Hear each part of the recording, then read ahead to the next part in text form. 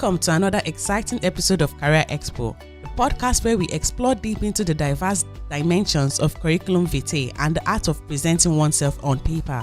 I'm your host, Pamela Edwin, and today we have a special guest with us to discuss the various types of CVs and how to tailor them effectively.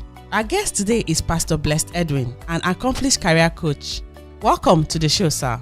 Thank you, dear. It's a pleasure to be here and discuss the fascinating world of CVs. Absolutely. Our listeners are eager to learn about the different types of CVs and how they can best showcase their skills and experiences for specific purposes. Could you start by giving us an overview of the main types of CVs? Of course.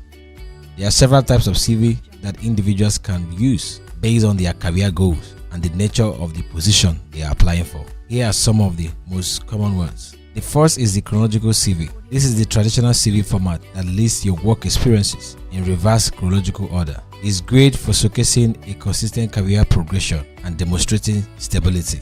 The next type of CV is functional CV. This format focuses on your skills and qualification rather than the chronological order of your work experiences. It's useful for those changing careers or who have gaps in their employment history. The next is the combination CV. As the name suggests, this format combines elements of both the chronological and functional CVs. It highlights your skills and experiences while still providing a timeline of your work history. The next one is the targeted CV. A targeted CV is tailored specifically for a particular job or industry. It emphasizes the qualifications and the experiences that are most relevant to the position you are applying for. The next is creative and infographic CV. This type of CV allows for both creativity in design and presentation. It's often used in creative fields where visual impact is important. And the last is academic CV. Academic professionals, researchers, and scholars often use this type of CV to showcase their educational background, publications, research projects, and academic achievements. Wow, those are some valuable insights into the different types of CVs. Could you share some tips on how our listeners can choose the right type of CV for their specific situations? Absolutely.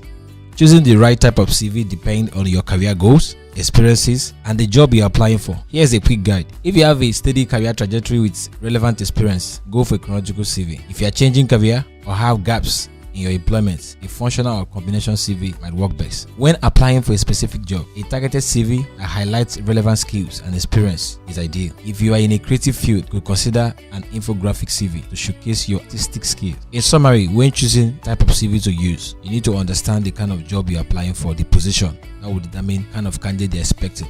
So if they expected somebody that have had a lot of working experience, you know that you're using your chronological CV. But what is important is for you to know how to arrange it. So if it's a chronological CV, after your name, your address, your phone number, and your email, and your career objective or personal summary, whatever you want to call it, the next thing you must use is work experience. When it's functional CV, the next you will use after your career objective are your key skills. When it's combination CV, immediately after your career objective, what you should have there should be your educational qualifications.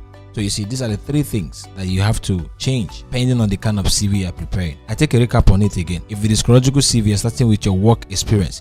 If it's a functional CV, you're starting with your key skills.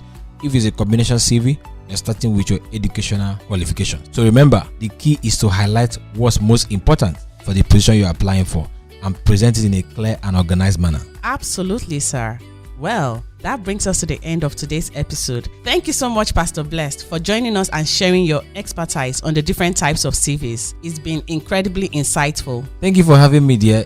It was a pleasure discussing this important topic, and I hope our conversation helps your listeners on their career journey. And to our listeners, thank you for tuning in to another episode of Career Expo. We hope you found this discussion enlightening and it helps you navigate the world of CVs more effectively. Until next time, remember that a well-crafted CV can open doors to exciting opportunities. Stay tuned and stay ambitious. Be sure to subscribe on our social media channels. And if you found this podcast helpful, please share it with your friends and colleagues who might also benefit from our career tips and advice. Thank you. Wishing you all the best in your career endeavors.